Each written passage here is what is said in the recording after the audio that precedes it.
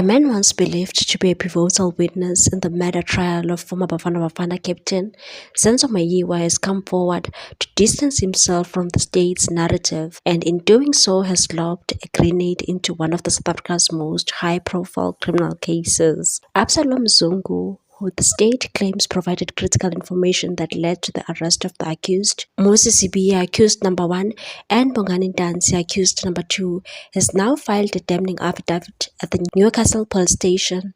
In it, he denies ever giving such a statement and accuses lead investigator Brigadier Bongani Gininda of fabricating evidence, coercion, and attempted bribery. In an affidavit, he said, "I was shocked like every other South African when I heard my name being mentioned in court." According to Kim, he never deposed any statements implicating Sibiya or Ndanzi and maintains he has no knowledge of the events surrounding Mayiwa's killing in 2014. Zungu claims that Gininda persistently tried to pressure him into testifying, going so far as to promise overseas protection and financial rewards, and said Brigadier Gininda told me he would protect me and even take me out of the country if I testified against Sibiya and Ndanzi, but I refused. Despite his refusals, Zungu alleges Gininda continued to harass him, even requestioning private meetings in isolated areas, and said he phones me and insists that we meet in an open field and that I should come alone and not tell anyone.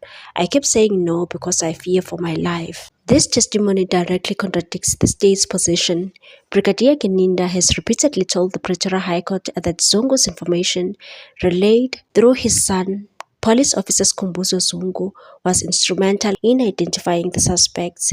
Gininda claimed that the elder Zungu had provided a sworn statement implicating Sibiya and Ndanzi, but Zungu refuses this entirely and said if such a statement exists, let them show it to me. He demands in the affidavit, "I never gave any statement to Brigadier Gininda. I know nothing about Senzo Mayiwa's death." Adding further intrigue, Zungu alleges that Gininda once asked for his bank account details, an apparent offer of financial incentive to cooperate with the state, and said my son Skhumbuzo also tried to convince me to meet with Gininda, but I kept refusing. I want nothing to do with this trial. Zungu's affidavit also points to a murky narrative involving his son.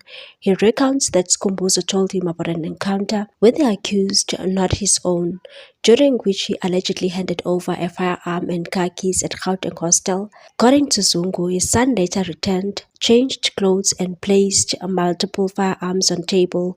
Then there was a braai, a celebration. He adds, raising further questions about what really happened in the hours following Mayiwa's murder. These explosive revelations could significantly undermine the prosecution's case. Gininda has repeatedly insisted that fear was the reason Zungu could not testify in person, but now Zungu is alleging it is Gininda himself whom he fears, and said, "I'm not safe." Brigadier Gininda appears hell-bent on involving my name in this trial, even though I've told him I want nothing to do with it.